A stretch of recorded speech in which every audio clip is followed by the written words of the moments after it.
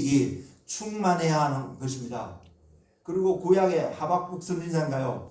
여호와 나의 백성이 하나님을 알지 못하기 때문에, 하나님을 모르기 때문에 용맹을 발할 수 없음을, 반대로 하나님을 아는 백성은 용맹을 발할 수 있음을 성경은 이야기하고 있습니다. 우리는 바로 그러한 하나님의 백성이 되어야 합니다. 용맹을 발한 하나님의 백성을 되기 위해서 저와 여러분 삶 속에 하나님을 아는 지식이 증가되어져 가야 합니다. 그래서 사도 바울이 에베소서 1장 16절 이하에서 그런 기도를 하고 있습니다. 지혜와 계시의 영을 우리에게 주사. 그래서 하나님 아버지를 알게 하시며 우리를 향한 하나님의 그 능력과 그 축복이, 그 계획이 어떠한 것이 알아서 하나님을 정인되는 삶을 살게 해달라고, 하나님을 아는 자리에 있게 해달라고 그렇게 기도하고 있는 것입니다. 그 기도가 저와 여러분을 삶을 이끌어가는 중심이 되는 기도가 되어야 될 줄 믿습니다. 내가 하나님을 아는 지혜가, 하나님을 아는 지식이 얼마만큼 증가되느냐에 따라서 우리의 삶이, 생명이 놓여있음을 기억하시고, 그 하나님을 아는 그 일에, 하나님이 내 삶을 다스리는 그 일에 여러분이 모든 경주를 하시는 한 분 한 분 되시기를 주님의 이름으로 축복을 드립니다.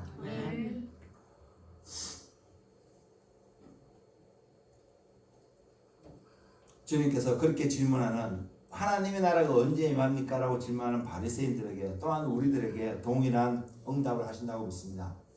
주님의 나라가 너의 마음속에 있는데 지금 너의 마음은 어떠한 마음의 상태를 가지고 있느냐고요. 저는 모릅니다. 여러분의 마음이 어떠한 상태가 있는지. 저는 제 자신도 잘 모를 때가 너무 많습니다. 그러나 하나님이 보여주실 때, 아, 내가 이러한 마음이 있구나. 하나님이 보여주실 때 여러분 마음도 저는 조금 알 수도 있습니다. 기준은 하나님이 보여주시기 때문에 항상 그런 것은 아니기 때문에요.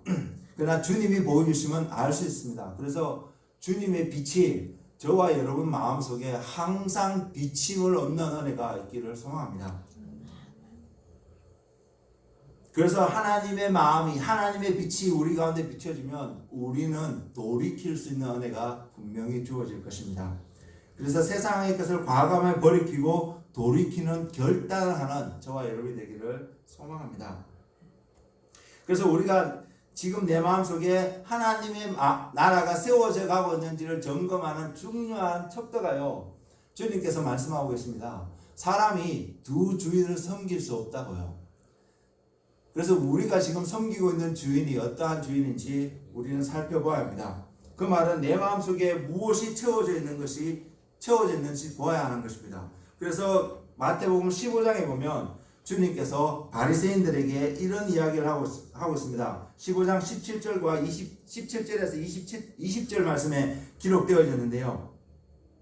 입으로 들어가는 모든 것은 배로 들어가서 뒤로 내버려지는 줄 알지 못하느냐. 입에서 나오는 것들은 마음에서 나오나니 이것이야말로 사람을 더럽게 하느니라. 마음에서 나오는 것은 악한 생각과 살인과 간음과 음란과 도적질과 거짓 증언과 비방이니 이런 것들이 사람을 더럽게 하는 것이 아니요 씻지 않는 손으로 먹는 것은 사람을 더럽게 하지 못하느니라.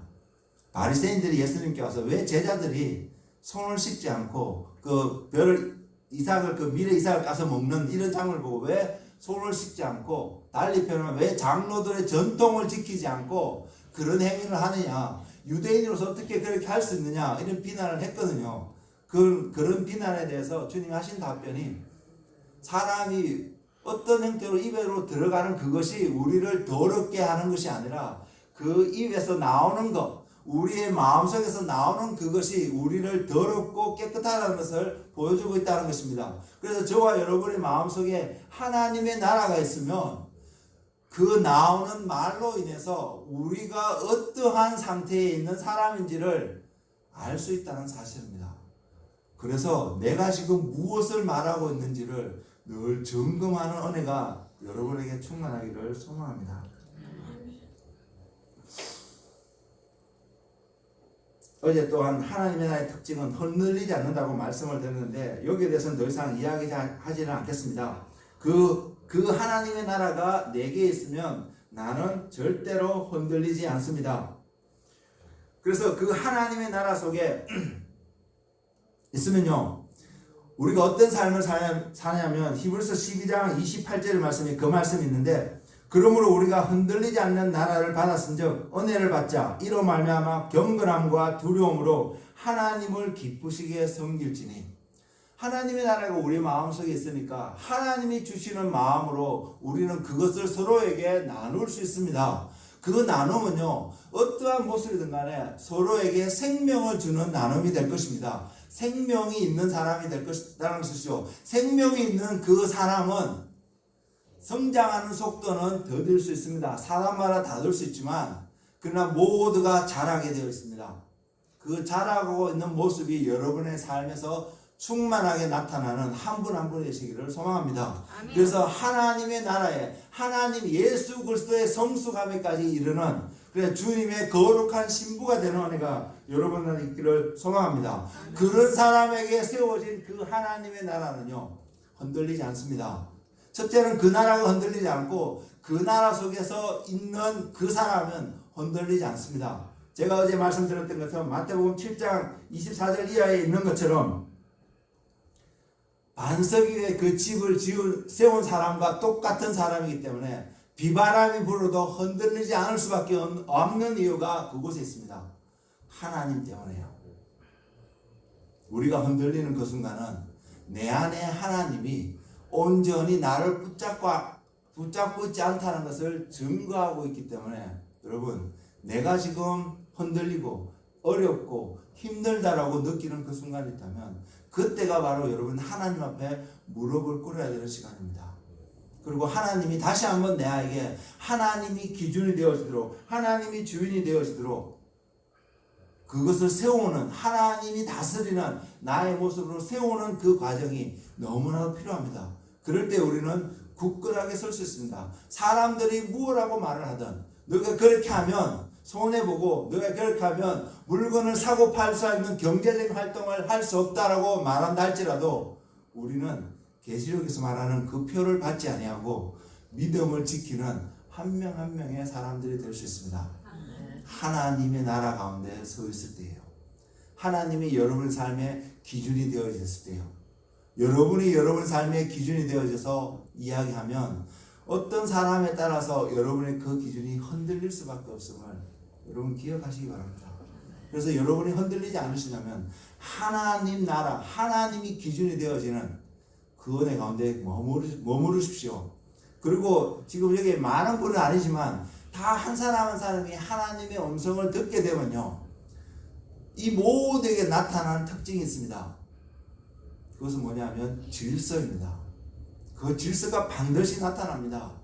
쉽게 말해서 목사님이 전하는 하나님의 음성과 내가 들었던 하나님의 음성이 다르게 들려질 수 있습니다. against 하는 것처럼 보여질 수 있습니다. 그런데 두 분 다 동일하게 하나님으로부터 정말로 음성을 들었다면 두 분의 그 음성이 서로 반대되고 불협하고 화합을 방해하고 깨어지는 일이 있지 않습니다. 질서를 반드시 이루어져 갈 것입니다. 그것을 보시기 바랍니다. 나와 다른 사람이 이야기하는 그 하나님의 음성이 다르게 보여지는 그 하나님의 음성이 어떻게 우리 두 사람을 연합시켜져 가고 있는지 하나님의 음성을 듣는 사람이면 그 일이 가능합니다. 그 삶이 지금 내 삶 속에 이루어지고 있는지 한번 살펴보시기 바랍니다.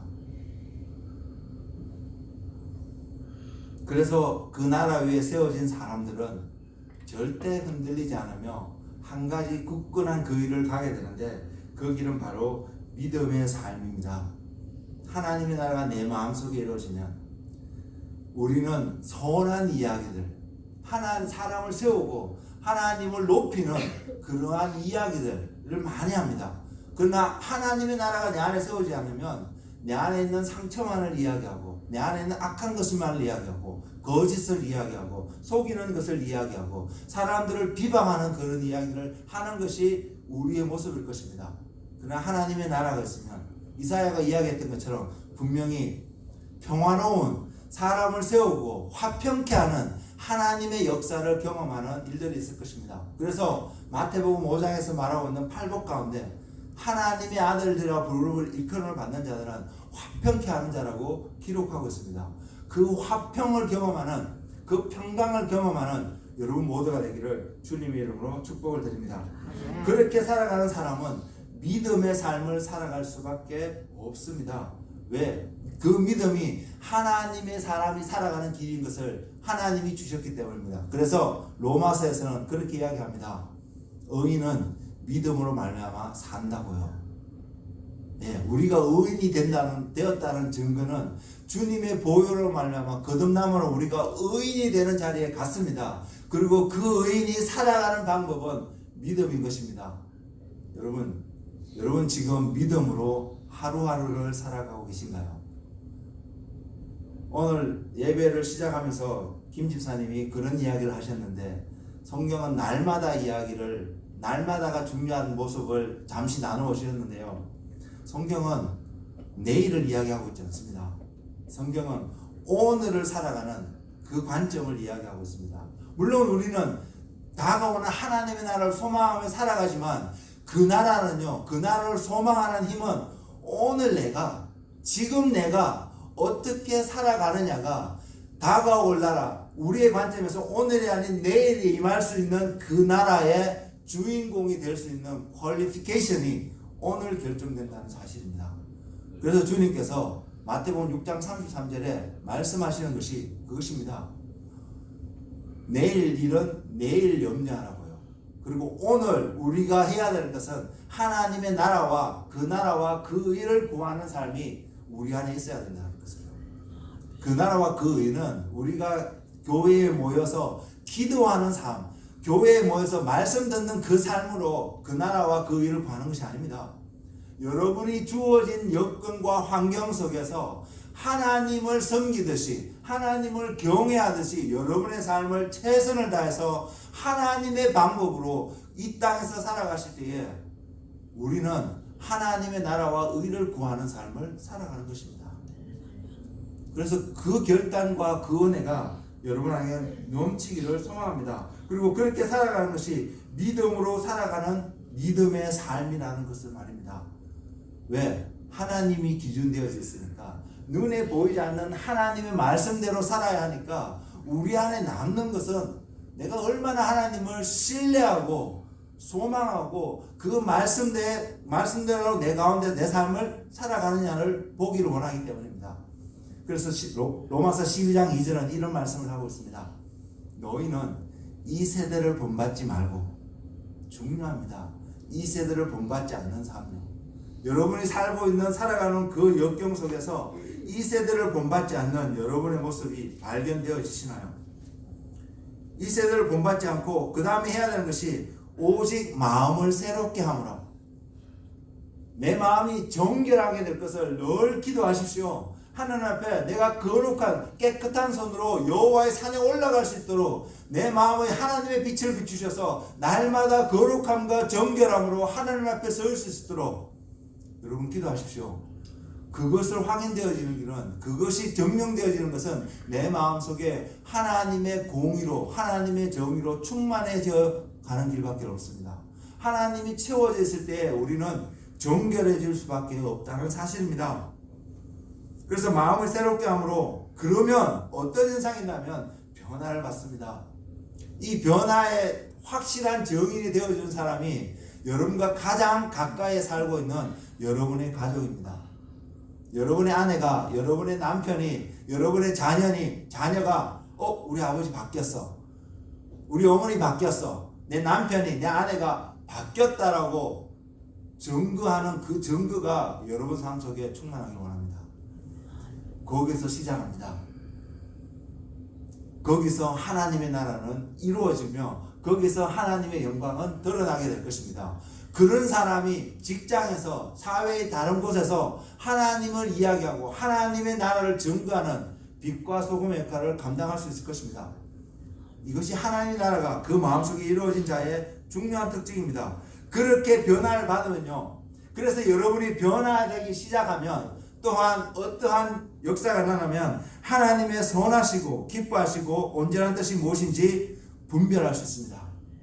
과거에는 하나님의 음성을 들어도 이것이 진짜 하나님의 것일까 의심되는 일들이 많이 있을 수 있었습니다. 그러나 여러분이 세상에서 구별되어지고 그래서 거룩함이 여러분 삶 속에 나타나게 되며 그래서 여러분의 마음이 새롭게 됨으로 변화를 받는 그 훈련들이 그 과정들이 날마다 일어나면 이제는 이것이 하나님께로부터 온 거야. 하나님의 뜻이 이거야. 하나님의 뜻이 이거 아니야. 누가 말을 해도요. 세상에서 인정하는 유명한 목사님이 기막힌 모습으로 논리를 갖고 설교를 한다 할지라도요. 그것이 하나님께로부터 온 것인지 그냥 우리 귀에 듣기에 좋은 설교인지 분별할 수 있다는 사실입니다.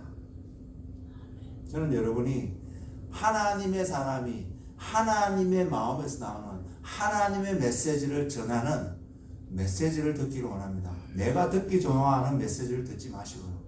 그런 사람이 전하는 책들을 또한 보실 수 있기를 소망합니다.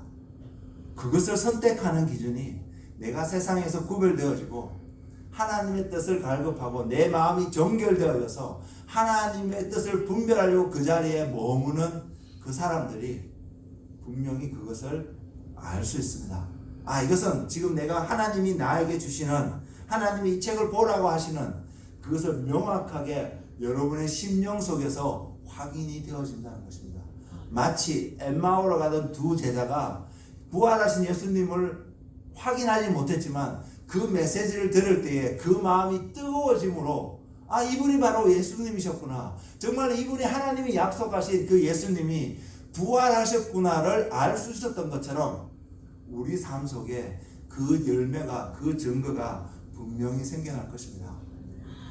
여러분 그러면요 제가 어제 겸손을 많이 이야기했는데 겸손한 자가 될 수 있습니다. 왜? 주님이 겸손의 왕이라고 그러지 않으셨습니까?